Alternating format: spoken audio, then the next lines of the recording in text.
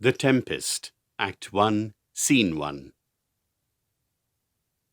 The Tempest, written between 1610 and 1611, belongs to the final period of Shakespeare's career as a dramatist.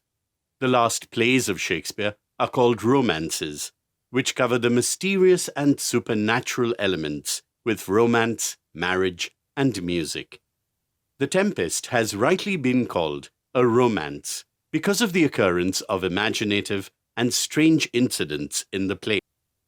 The entire action of the play revolves around an aging magician, Prospero, who has been living in exile with his young daughter, Miranda, on a remote island for 12 years.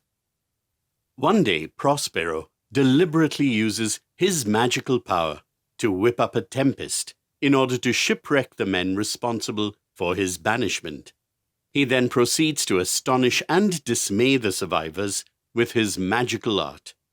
Finally, Prospero reveals himself as the Duke of Milan to his enemies and forgives them.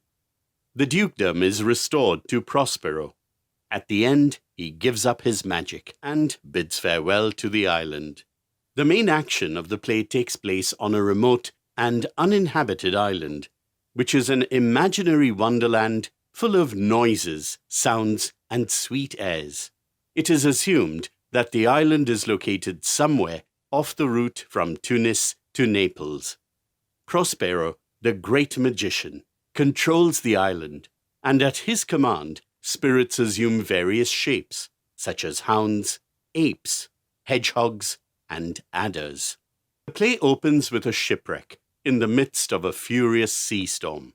The location is a ship at sea, with distinguished personalities on board. The ship crew include Master, who is the commander of the ship, Bosun, an officer on the ship, and mariners, or sailors. The passengers are Alonso, the King of Naples, Sebastian, his brother, Antonio, the usurping Duke of Milan, Ferdinand, the son of Alonso, Gonzalo, an honest old counselor, and others. Now, let us acquaint ourselves with the plot of the scene. While the furious storm is blowing together with thunder and lightning, the sailors struggle hard to save the ship.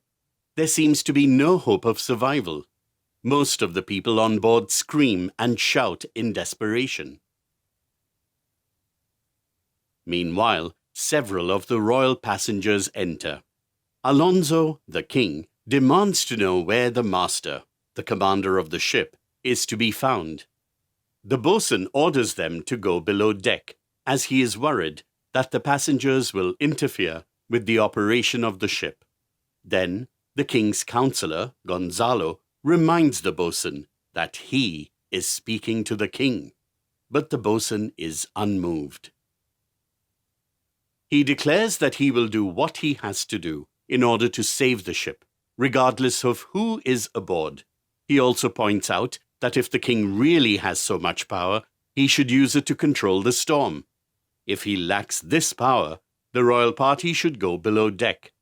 Thus, the royal party exits, apparently going below deck to seek shelter. However, Antonio, Sebastian, and Gonzalo return topside again, and the bosun gets annoyed with them. But he carries on with his efforts to save the ship. Soon, the sailors enter, lamenting that the ship is lost. Antonio, Sebastian, and Gonzalo decide to join the rest of the royal party below decks, fearing that they will all soon die.